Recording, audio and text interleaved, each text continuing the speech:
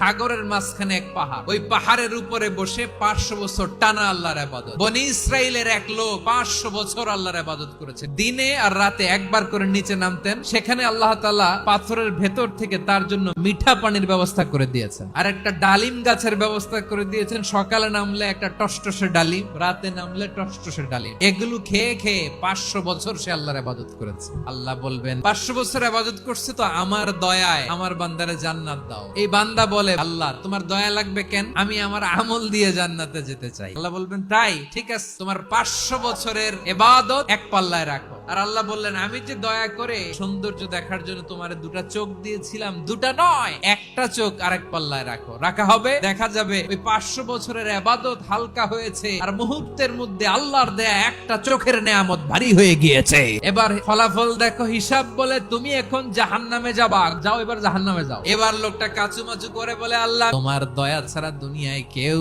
জান্নাতে যেতে পারবে না।